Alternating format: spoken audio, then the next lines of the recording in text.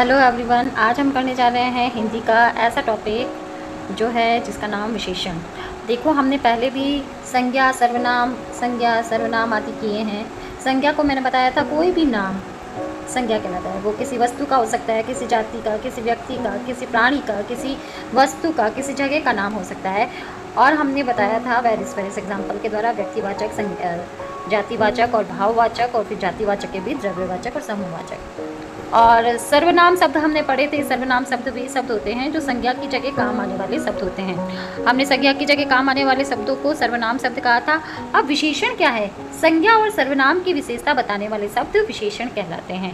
अब कोई भी सेंटेंस है, कोई भी वाक्य है, उसमें संज्ञा और सर्वनाम शब्द होंगे और उनकी विशेषता बताने वाले शब्द विशेषण कहलाएंगे। और इस क्लास में हम इसकी परिभाषा, भेद, उदाहरण और एनसीईआरटी का जो कंटेंट है वो हम ऑथेंटिक कंटेंट देखेंगे। देखिए,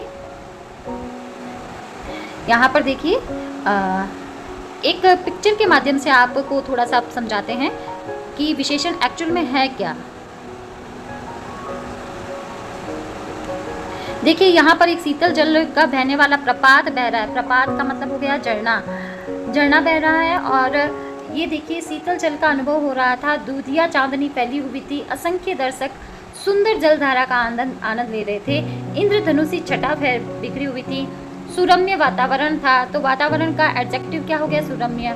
शीतल जल का अनुभव किया था। दूधिया चांदनी फैली हुई थी। असंख्य क्या थे? यहाँ पर दर्शक आए हुए थे और सुंदर जलधारा बह हुई थी। तो छटा, प्रपात, जल, चांदनी, ये सब संज्ञा शब्द है। छटा का मतलब हो गया वातावरण, प्रपात का मतलब हो गया झरना, जल, चांदनी, दर्शक, ये सब संज्ञा शब्द है और इनकी विशेषता बताने वाले शब्द है इंद्रधनुषी, सुरम्य, शीतल, दूधिया, असंख्य। तो संज्ञा शब्दों की विशेषता बताने वाले शब्द या सर्वनाम शब्दों की विशेषता बताने वाले शब्द विशेषण कहलाते हैं। जो शब्द संज्ञा और सर्वनाम की विशेषता बताते हैं उन्हें विशेषण कहते हैं। तो यहाँ पर हमने देखा विशेषण एक्चुअल में कहते किसे हैं, है ना। विशेषण शब्द वे शब्द कहलाते हैं जो संज्ञा और सर्वनाम की विशेषता बतलाते हैं। अब जिसकी विशेषता बताई जा रही है वो विशेष्य हो जाएगा, और जिसकी विशेषता नहीं, जिसकी विशेषता बताई जा रही है वो विशेषण, और जिस शब्द के द्वारा बताई जा रही है वो क्या हो जाएगा? विशेष्य। देखिए,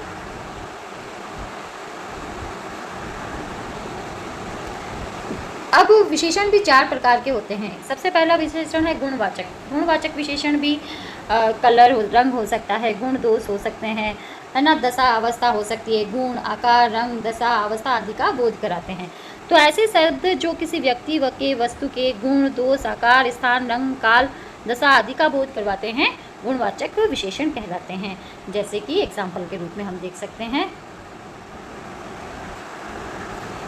जैसे कि गुणबोधक है अच्छा, सीधा, विनम्र आदि। दोषबोधक जैसे दुष्ट, बुरा, क्रूर आदि। तो गुणवाचक विशेषण भी आकार के आधार पर लंबा, चौड़ा आदि। जैसे हम कहते हैं कि ऊंची मीनार, मीनार का विशेषण हो गया ऊंचा। अब यहाँ पर ऊंचा मीनार, ऊंची मीनार, ये मीनार तो क्या हो गया? यहाँ पर विशेष्य संज्ञा शब्द है। जो भी संज्ञा सर्वनाम शब्द जिनकी विशेषता बताई जा रही होगी वो विशेष्य होंगे। और ऊंचा क्या हो गया? यहाँ पर विशेषण। तो जहाँ गुण, दोष आदि का पता चलता है, रंग, काल, दशा आदि का पता चलता है, वो गुणवाचक विशेषण कहलाते हैं। अब यहाँ पर देखिए, दूसरा भेद है संख्यावाचक विशेषण। 4 भेद होते हैं: गुणवाचक, संख्यावाचक, परिमाणवाचक और संकेतवाचक। संख्यावाचक में भी फिर निश्चित संख्यावाचक और अनिश्चित संख्यावाचक 2 भेद हो जाते हैं इसके, और परिमाणवाचक में भी निश्चित और अनिश्चित 2 हो जाता है। और जो संज्ञा सर्वनाम शब्द के आगे कोई संख्या लिख दी हो, जैसे 2 खुराक पीजिए, 1 डॉक्टर आए, है ना, 1, 2, 3 संख्यावाची जहाँ पर निश्चित रूप से दे दिया जाता है, जहाँ पर जो विशेषण शब्द संख्या का बोध कराए वो संख्यावाची विशेषण कहलाते हैं। और ये भी 2 प्रकार के हो सकते हैं, निश्चित संख्यावाची और अनिश्चित संख्यावाचक विशेषण। निश्चित संख्यावाचक विशेषण शब्दों से निश्चित संख्या का बोध होता है। वो निश्चित मतलब फिक्स होता है, और जहाँ पर फिक्स नहीं होता है वो अनिश्चित होता है। अब ये भी देखिए 5 प्रकार के हो सकते हैं। ये भी कैसे? संख्यावाचक भी 5 प्रकार के हो सकते हैं। निश्चित संख्यावाचक, एक तो गणनावाचक 2, 4, 10, 100, क्रमवाचक पहला, दूसरा, 100वां, आवृत्तिवाचक दुगुना, तिगुना, 10 गुना, समुदायवाचक दोनों, तीनों, पाँचों, प्रत्येक वाचक एक, एक, दो, दो, हर दूसरे, इस प्रकार से ये निश्चित संख्यावाचक भी गणनावाचक, क्रमवाचक, आवृत्तिवाचक, समुदायवाचक, प्रत्येकवाचक से 5 प्रकार के हो सकते हैं। यहाँ पर देखिए अनिश्चित संख्यावाचक वे शब्द होते हैं जिनसे निश्चित संख्या का बोध नहीं होता है। जहाँ पर जैसे कुछ फल दे दो, थोड़े फल, जहाँ पर लिख दिया जाता कि 5 फल है ना, तो वो निश्चित संख्या है, तो वो निश्चित संख्यावाचक, और यहाँ पर लिख दिया कुछ फल, तो वो क्या हो गया, अनिश्चित संख्यावाचक का एग्जाम्पल हो गया। तो इस प्रकार से यहाँ पर देखिए जिस प्रकार संख्यावाचक के 2 भेद होते हैं, परिमाणवाचक के भी 2 ही भेद होते हैं। परिमाणवाचक में ऐसे द्रव्य, ऐसे धातु जो गिने नहीं जाते, जिनको मापा या तोला जाता है, जो ऐसे सर्वनाम शब्द की मात्रा या नापा तोला जाता है, ऐसे शब्दों के विशेषण शब्द परिमाणवाचक विशेषण कहलाते हैं। अब जैसे तेल है, 2 लीटर तेल है, 2 लीटर दूध है, 5 मीटर कपड़ा है, तो इनका काउंटिंग नहीं होती, इनको मापा तोला जाता है। तो ये क्या हो गया, 1 क्विंटल गेहूँ हो गया, तो निश्चित रूप से मापा तोला की संख्या दे दी, जैसे 5 मीटर कपड़ा, 2 लीटर चावल, तो वो निश्चित परिमाणवाचक। और जहाँ पर निश्चित रूप से नहीं कहकर कह दिया जाए कि कुछ मीटर कपड़ा, कुछ मीटर ये, तो वो हो जाएगा अनिश्चित परिमाणवाचक का उदाहरण। तो इस प्रकार से यहाँ पर देखो जब निश्चित रूप से लिख दिया गया है 600 ग्राम घी, 1 किलो सेव, और जब बोला जाए कि कुछ घी दे दो, है ना, कुछ सेव दे दो, कुछ मीटर कपड़ा दे दो, कुछ टमाटर दे दो, है ना, कई टमाटर पड़े हैं, तो वो क्या हो जाएंगे, अनिश्चित परिमाणवाचक के एग्जाम्पल हो जाएंगे। अब देखिए यहाँ पर सार्वनामिक विशेषण। अब देखो सर्वनाम और सार्वनामिक विशेषण में अंतर है। वो कैसे अंतर है, जैसे अब यहाँ पर देखो वह मैच मैंने जीता, जब यह वह जो सर्वनाम शब्द है, यह मकान मेरा है, इनको संकेतवाचक भी कहते हैं। सार्वनामिक विशेषण को संकेतवाचक भी कहते हैं। अब मकान संज्ञा शब्द से पहले यह सर्वनाम शब्द आ गया, तो यह जो है वो विशेषण के रूप में भी इस्तेमाल हुआ है। तो संज्ञा शब्द से पहले जब कोई सर्वनाम शब्द आ जाएगा, तो सर्वनाम शब्द विशेषण के रूप में आ जाएगा, तो वो सार्वनामिक विशेषण कहलाता है। जैसे यह तोता बोलता है, वह मैच मैंने जीता, मैच संज्ञा शब्द है, तोता संज्ञा शब्द है, वह यह आ गया, तो ये सार्वनामिक विशेषण कहलाते हैं। ये सार्वनामिक विशेषण हुए। और सर्वनाम पद क्या हुआ कि यह घर मेरा है। देखिए सर्वनाम विशेषण के रूप में प्रयुक्त होता है, उन्हें सार्वनामिक विशेषण कहते हैं, और ये संकेतवाचक विशेषण भी कहलाते हैं।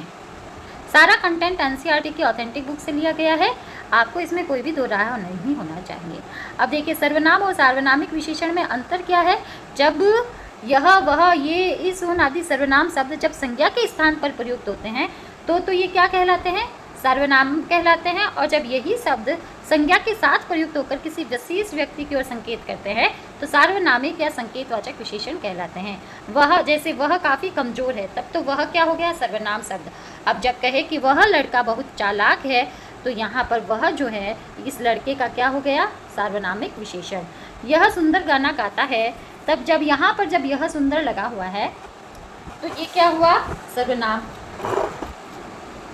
और यह लड़का राहुल का भाई है, लड़के के आगे यह लग गया, संज्ञा शब्द के आगे यह लग गया, तो यह क्या हो गया, सार्वनामिक विशेषण। तो इस प्रकार से सर्वनाम और सार्वनामिक विशेषण में भी अंतर है। अब देखिए विशेषण की 3 अवस्था हो सकती है, मूल अवस्था, उत्तर अवस्था, उत्तम अवस्था। विशेषण के हमने 4 भेद देखे, गुणवाचक विशेषण और संख्यावाचक विशेषण, परिमाणवाचक विशेषण और सार्वनामिक विशेषण, जिसे संकेतवाचक विशेषण भी कहते हैं। और जो संकेतवाचक जो अपना सर्वनाम है वो इसी का ही कंटेंट है सारा।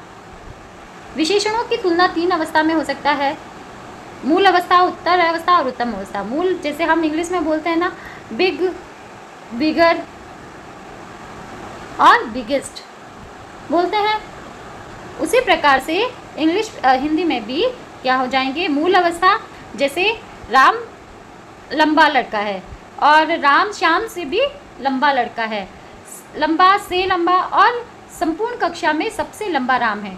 तो से उत्तरोत्तर जहाँ पर मूल अवस्था में लंबा, उससे लंबा और सबसे लंबा। तो मूल अवस्था में किसी एक व्यक्ति के पदार्थ गुण आदि की विशेषता होती है, जैसे चीड़ लंबा पेड़ है, गोल चांद निकला है। जबकि उत्तर अवस्था में 2 प्राणियों के अंदर कंपैरिजन किया जाएगा, तुलना की जाएगी, उनके गुण दोषों की तुलना किया जाएगा, है ना। और उत्तम अवस्था में क्या होता है कि सबसे बड़ा, जैसे एशिया में सबसे बड़ा देश भारत है, सबसे उच्चतम चोटी है, तो उच्च, उच्चतर, उच्चतम, इस प्रकार से ये 3 अवस्था हो सकती है हिंदी में। अब यहाँ पर देखिए, उत्तर अवस्था में 2 व्यक्तियों की तुलना होती है और से अधिक, से बढ़कर, इस प्रकार से हम इसका प्रयोग कर सकते हैं। और ज़्यादा, अधिक, कम आदि का प्रयोग भी किया जाता है बल देने के लिए विशेषण से पूर्व। और जब किसी विशेष्य को सबसे बढ़कर बताना हो तो विशेषण से पूर्व सबसे लगा दिया जाता है। जैसे सबसे अधिक सुंदर है, मतलब ये सुपरलेटिव डिग्री कर दिया इसको, है ना, कंपैरेटिव डिग्री और सुपरलेटिव डिग्री। तो ये क्या हो गया यहाँ पर, सुपरलेटिव डिग्री, सबसे सुंदर। संस्कृत में तत्सम शब्दों की 2 तुलना बताने के लिए तर और सबसे अधिक बताने के लिए तम प्रत्यय का प्रयोग किया जाता है। जैसे लघु, लघुतर, लघुतम, है ना, तर लगा दिया, तम लगा दिया, तो ये कंपैरेटिव और सुपरलेटिव डिग्री बन जाती है। अब इस प्रकार यहाँ पर हम कुछ एग्जाम्पल देख सकते हैं। जैसे ये मूल अवस्था है, ये उत्तर अवस्था है, ये उत्तम अवस्था है विशेषण की। गुरु, गुरुतर, गुरुतम। गुरु मतलब बड़ा, उससे बड़ा, उससे सबसे बड़ा। लघु, लघुतर, लघुतम। लघु मतलब छोटा। जैसे लघुवंश, जैसे हम कह सकते हैं कि ऋतु संहार लघु काव्य है ना। रघुवंश ऋतु संहार से थोड़ा लघुतर है और गुरुतर है। और सबसे गुरुतम क्या हो गया, मेघदूत, है ना। इस प्रकार से हम कह सकते हैं कि हम कंपैरेटिव अध्ययन कर सकते हैं। मूल अवस्था, उत्तर अवस्था और उत्तम अवस्था में 3 अवस्था हो सकती है विशेषण की। अब यहाँ पर देखिए, प्रविशेषण किसे कहते हैं। प्रविशेषण का मतलब हो गया कि राम बहुत मोटा है, चाकू बहुत ज़्यादा तेज है, अत्यंत सुंदर है। अब यहाँ पर देखो, राम मोटा है, मोटा क्या है, विशेषण। और बहुत मोटा क्या है, बहुत क्या हो गया, मोटे का भी विशेषण। जहाँ पर विशेषण का भी विशेषण हो वो क्या कहलाती है, प्रविशेषण कहलाता है। जैसे हम कहते हैं लाल कार, कार यहाँ पर संज्ञा शब्द है और ये विशेष्य पद है। कार यहाँ पर विशेष्य पद है, लाल यहाँ पर विशेषण पद है। और लाल कार, और एकदम लाल कार देखी थी मैंने, एकदम, और लाल का भी क्या हो गया, ये एकदम क्या हो गया, यहाँ पर प्रविशेषण हो गया लाल का। तो इस प्रकार से हमने देखा कि ये 3 प्रकार के ये प्रविशेषण विशेषण की भी विशेषता बताते हैं। ऐसे शब्द जो विशेषण की भी विशेषता बताते हैं प्रविशेषण कहलाते हैं। तो विशेषणों की रचना जो है वो किसी मूल रूप से हो सकती है। जैसे देखो, विशेषणों की रचना संज्ञा शब्द से हो सकती है, सर्वनाम शब्द से हो सकती है ना। जैसे एक प्रत्यय आदि लगकर भी सर्वनाम इसकी विशेषण की हो सकती है। जैसे दिन के पीछे एक प्रत्यय लगाया, जैसे दैनिक समाचार, समाचार पत्र का विशेषण हो गया दैनिक। धर्म के पीछे एक लगकर धार्मिक, धार्मिक पुस्तक, पुस्तक का विशेषण क्या हो गया, धार्मिक, है ना। लोक के आगे एक लगा दिया, लौकिक। जैसे लौकिक देह, लौकिक संसारिक, है ना। इस प्रकार से विज्ञान से वैज्ञानिक, भूत से भौतिक, भौतिक वस्तुओं का आदान प्रदान। भौतिक मतलब जैसे ये टीवी, टेलीविज़न, एसी, फ्रिज, ये सब भौतिक पदार्थ ही तो है। जो आर्टिफिशियल है, जो मैन मेड है सारा भौतिक। और प्राकृतिक क्या हो गया, जो नेचुरल है। वेद से वैदिक, जैसे वैदिक ग्रंथों का उल्लेख किया गया है। तो इस प्रकार से हमने विशेषण के 4 भेद देखे थे। अब यहाँ पर हम कुछ एक्सरसाइज कर लेते हैं, कुछ आप देख लेते हैं कि आपको कितना समझ में आया। रेशमी कलम से भाग्य लेख लिखने वालों, ये संबोधन दिया हुआ है यहाँ पर। अब बताओ कौन सा यहाँ पर रेशमी कलम, कलम का कैसा विशेषण है, संख्यावाचक, गुणवाचक, सार्वनामिक या परिमाणवाचक, कैसा है ये। संख्यावाचक तो नहीं है, परिमाणवाचक भी नहीं है और ये सार्वनामिक भी नहीं है। रेशमी क्वालिटी बता रहा है, गुणवाचक विशेषण है। राहुल 8वीं कक्षा में पढ़ता है, 8वीं कक्षा, कक्षा में 8वीं विशेषण है, कैसा विशेषण है वो, सार्वनामिक नहीं, परिमाणवाचक नहीं और गुणवाचक नहीं, ये संख्यावाचक का एग्जाम्पल है। सब्जी में थोड़ा नमक डाल दो, थोड़ा बताओ कैसा है एग्जाम्पल, परिमाणवाचक, गुणवाचक, सार्वनामिक और संख्यावाचक। देखो यहाँ पर संख्यावाचक नहीं हो सकता क्योंकि नमक काउंटेबल नहीं है, क्योंकि परिमाणवाचक में वो आएंगे जो काउंटेबल नहीं होते हैं। तो ये निश्चित रूप से परिमाणवाचक का, जिसमें मात्रा या माप आदि की मेजर हो, जो यूनिट जैसे नमक है उसकी संख्या नहीं हो सकती, इसको मापा तोला ही जा सकता है। और थोड़ा नमक डालो, अनिश्चित परिमाणवाचक का एग्जाम्पल हो गया। यह सड़क चंडीगढ़ जाती है। अब यहाँ पर सड़क संज्ञा शब्द है, इसके आगे यह लग गया तो ये क्या हो गया, सार्वनामिक हो गया। उसने 2 किलो आलू खरीदे, उसने 2 किलो आलू खरीदे, बताइए कैसा है ये, गुणवाचक नहीं है। 2 है आगे, 2 किलो आलू है ना, 2 किलो आलू। अब संख्या तो आई है लेकिन साथ में मेजरमेंट भी आया है, 2 किलो, तो संख्या भी नहीं है, संख्या है लेकिन साथ में यूनिट आई है, नापने तोलने वाली यूनिट जहाँ पर आएगी वो परिमाणवाचक का एग्जाम्पल होगा, सार्वनामिक भी नहीं होगा। तो 2 किलो आलू खरीदे परिमाणवाचक का एग्जाम्पल हो गया। यह सार्वनामिक हो गया, सब्जी में थोड़ा नमक डालो परिमाणवाचक, उसमें भी अनिश्चित परिमाणवाचक। और राहुल 8वीं कक्षा में पढ़ता है संख्यावाचक, और रेशमी वाला गुणवाचक का एग्जाम्पल हो जाएगा। तो इस प्रकार से इस पीपीटी के माध्यम से मैंने आपको बहुत कुछ समझाने का प्रयास किया है विशेषण के टॉपिक को। तो आपको अगर ये थोड़ा भी हेल्पफुल लगता है तो आप प्लीज़ वीडियो को लाइक और चैनल को सब्सक्राइब ज़रूर करें। और इसी शुभकामनाओं के साथ आप अपने एग्ज़ाम में उत्तरोत्तर आगे बढ़ते रहें, आप आगे आने वाले हर एग्ज़ाम में बहुत अधिक सफलता प्राप्त करें। मेरी इसी शुभ आशीष के साथ मैं आप लोगों से आज विदा लेती हूँ। धन्यवाद।